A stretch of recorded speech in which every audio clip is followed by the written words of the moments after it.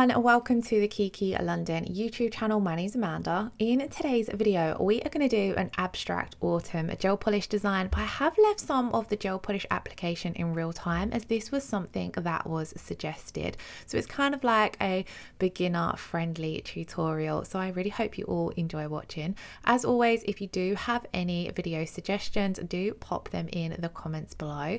So I'm going to be working on top of some press-on nail tips. I have buffed these, so we're going to go straight into applying our gel polish application, and I'm going to be using the gorgeous Crème Brulée. This is one of the new colors from the latest Kiki London fall into winter collection. So as I mentioned, I have already buffed the surface of these nail tips. This is to ensure our gel polish sticks with no issues, so similar to when you etch the natural nail plate.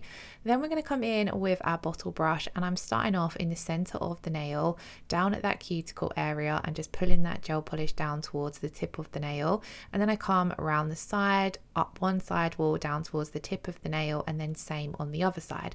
Now all whilst I'm doing this, I'm not stressing about getting super close to that cuticle area, because personally I find it a lot easier to come in with my strap liner brush and use this to get a neat and precise cuticle application. So as you can see, I've just got a small amount of product on my strap liner brush, but this allows you to get a lot closer to that cuticle area without touching any of the skin or cuticles. This is a lot easier, especially when you're working on teeny tiny small nail beds. Now, another thing you'll notice is when I come in and pick up my gel polish for the application, I completely wipe off one side of my brush and I just leave a small amount of product on half of the other side of the brush. This essentially allows you to have full control over your gel polish application, because you're not going to be going in with too much product. If you go in with too much product, when you press your brush down onto the nail and apply a little bit of pressure, that product is going to flow outwards. This can sometimes mean you'll end up hitting the cuticle area or getting product on the skin or cuticles, so it makes application that little bit harder. So save yourself the hassle. Wipe off one side of your brush, half of the other side, and then go in with a thin coat. If it turns out that you need more gel polish, you can pick up a small amount, and then again you've got total control because you're not going in with loads of product on the brush. Now I've done the first nail in real time, and then I've just sped up going through the other nails so it isn't super repetitive, but I have left lots of other real-time steps in throughout this video. Now when I'm working on my little finger, I have quite a small natural nail bed, so I get the bottle brush as close as I can, but when it comes to getting right up close to that cuticle area, I use the strap liner brush a lot more than what I have, say, on the rest of the nails. Now another brush that I always have to hand as well is a cleanup brush. I personally like to use either the angled or the round nail art brush. So this means if you do get any product on the skin or the cuticle area, you can go in and clean it up using your nail art brush and a little bit of alcohol. This way you're able to quickly neaten up your manicure without having any issues, as long as you make sure you clean up before you pop your gel polish in to cure.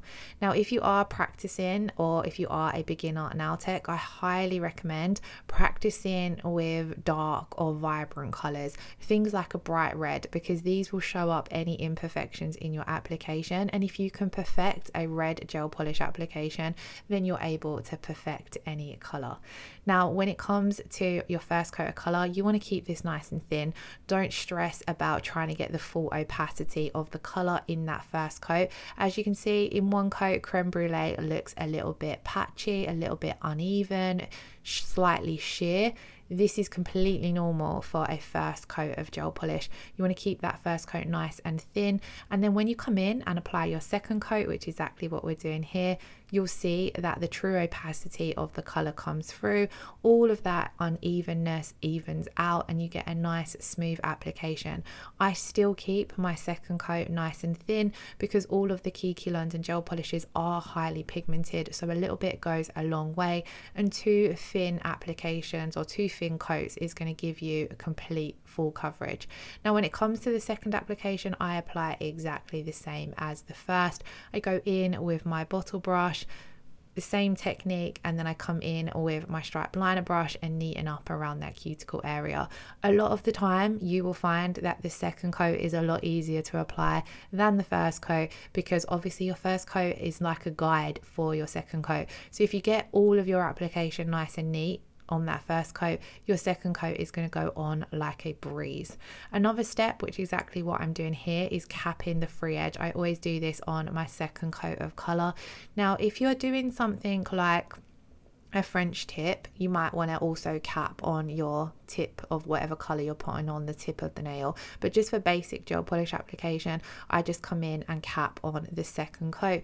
This helps seal in the gel polish right around the free edge of the nail, and then this is going to minimize any chipping issues that you might get. I do this on my top coat as well. Now I find with 99% of the Kiki London colours, 2 thin coats is sufficient to get full opacity. You want to make sure, especially if you're working with darker colours or sometimes even super light colours like white, but if you are working with blacks and whites, you can sometimes have curing issues if you apply them too thickly, because the light can't penetrate through the gel polish if it's applied too thickly, so then you end up with bubbling or peeling. So if you apply your gel polish and you find that you've got some wrinkles or it's peeling away or there's like a rippled bubbled texture, then it means you've applied your gel polish too thick. So remove it, go back in and just go in with that thin application. This way you're going to completely eliminate any curing issues and ensure that the gel polish is going to last that 21-day wear that you're ideally aiming to get from your clients. So this is what the gorgeous creme brulee looks like once you have come in and applied that second coat of color. I think this is going to be a gorgeous base for nail art. As soon as I see it in the collection, I couldn't wait to team it up with some different colors and create some super cute nail art. Now something that I forgot to mention is each of the Kiki London gel polishes do require a 30-second cure in an LED lamp or 2 minutes in a UV lamp. So each of my coats I've cured for 30 seconds.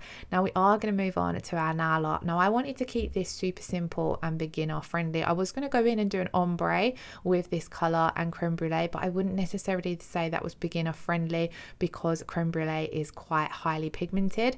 So what we're going to do is like an abstract design. So I've taken copper dust and applied this right down at the tip of the nail, and when I was swatching this color, I noticed in one coat it has this beautiful pinky purple base that shows through. So I wanted to see if we could get away with using this in one coat so we could keep some of that pink popping through. So I've applied it down at the tip of the nail, and then I'm just taking my ombre brush and flicking that color back using really light strokes. Now these kind of designs are super beginner friendly because all you are doing is literally pulling that gel polish back, but it creates such a beautiful effect, especially when you are working with shimmery colors like copper dust. Now if you do happen to make any mistakes in your nail art, you just can wipe this off using your round nail art brush and a little bit of alcohol, similar to how you would if you were cleaning up around the skin or cuticles. Like I said, you just want to make sure that you do this before popping anything into cure. So I'm going to repeat this design on all 4 of the nails.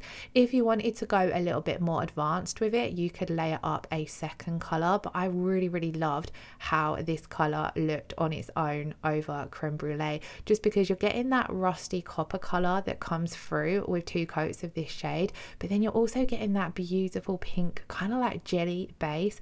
I really love these versatile colors where you can use them in 2 coats for their true color, or play around with them and layer them up, or use them in 1 coat like we are today to kind of get different effects from the color. Because I do feel like 1 coat of this looks quite different to 2 coats, because when you come in and apply a second coat of this, you kind of lose that pink jelly effect in the base.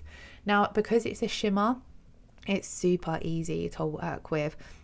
Whether you are doing something like a glitter fade or a ombre, this would ombre beautifully with your pink or nude rubber bases, for example.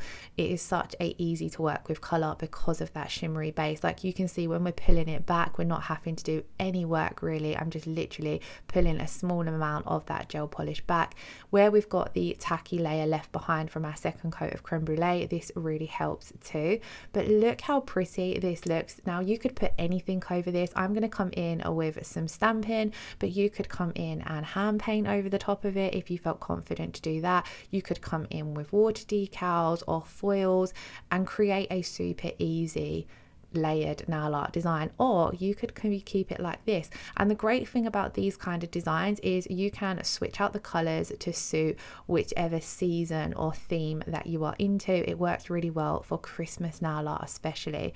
Now when it comes to stamping, I like to go in, I've cleaned my plate already with one of the Kiki London alcohol wipes, and then I'm just going to apply a generous amount of stamping polish to my image.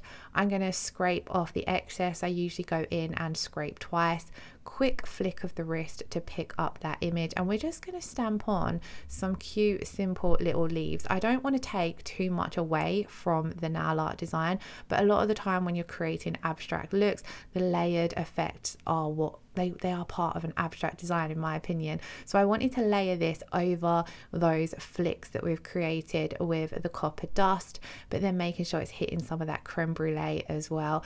And then I thought this looked super cute for autumn. I do feel as though this might be the last autumn design on the channel. Maybe next week we'll head into Christmas nails. Let me know what you're thinking in the description box below. I feel as though Instagram is already so flooded with Christmas nails that I am so ready to start creating them. But of course I want to create videos that you want to watch, so let me know what you would like to see. Now between each stamped image you want to make sure you are cleaning off your stamping plate. Again, I use the Kiki London alcohol wipes for this, and also clean off your stamper as well. So I just use a lint roller to clean my stamper. Another super easy abstract design to do with stamping is two-tone or ombre stamping, where you just apply two colors of stamping polish side by side, scrape them in the same direction that you applied them, and the colors will naturally blend together. And this way your stamped image just looks so much more advanced, even though it was still just as simple as doing one color. So again, I'm going to go through that again. So cleaning off the stamping plate with some alcohol, applying both colors side by side, and then scrape in that same direction that you've applied them. Couple of scrapes to blend it together, quick flick of the wrist to pick up your image, and then I just go in with my lint roller to remove any excess images, and then we're going to stamp that down. And it looked super cute, and I loved how these browns and yellows worked against the copper for a full-on autumn look. So I did add in just one more. Now, of course, you're going to want to come in, seal in all of your nail art and your gel polish with a top coat. Now, there are quite a few top coats to choose from on the Kiki London website. So you have your no wipe top coats. You do also have a rubber version of this as well. The rubber version is brilliant for anyone who's quite hard on their nails or has quite weak nails. I'm using the regular no wipe top coat here. This is kind of just a go-to. There is also a crystal version of this, which has a beautiful high shine, slightly thicker, so it's great for encapsulating nail art. There is also a matte top coat as well, which is obviously great if you want to have a matte finish. Let me know if you'd like some more in-depth videos on the top coats. There are effect top coats as well, where they have glitter or nail art in the top coats as well, which are really, really fun for beginner friendly nail art designs. You want to apply your top coat pretty much exactly the same way you applied your gel polish. You can go in with your strap liner brush to neaten up around the cuticle areas. I don't really find it as necessary with my top coat though. For some reason I feel as though I can get a neat application with my top coat. But then you're going to pop this in to cure for 60 seconds. Depending on the top coat there might be different cure times, but they are always printed on the bottles. And then you want to allow your top coat to cool. So when it comes out of the lamp, sometimes your nails can feel a little bit warm, or the top coat might feel a little bit warm. Just give it a minute or two, then go in with your cuticle oil, and then this stops the shine dulling. Another tip I do have is, if you want to take pictures after you've applied your cuticle oil, is to wipe over the nail with some micellar water. This doesn't dry out the nail or the skin, sorry, like alcohol would, but it cleans any excess oil off off the nail plate, which is then great for taking your pictures. I did quickly go in with some of the K&S Woody Rose hand lotion because in this cold weather, this hand cream is a must. It really softens any dry skin. And then this was the finished result. I felt as though they were so cute and cozy for November, but do let me know your thoughts in the comments below. If you did enjoy today's video, please do give it a thumbs up and hit that subscription button if you haven't already. As always, all of the products I used will be listed and linked in the description box below, so do check that out. But if you do have any questions, pop me a comment and I shall be happy to help. I hope you all have a wonderful weekend. Lots of love. Take care. Bye bye.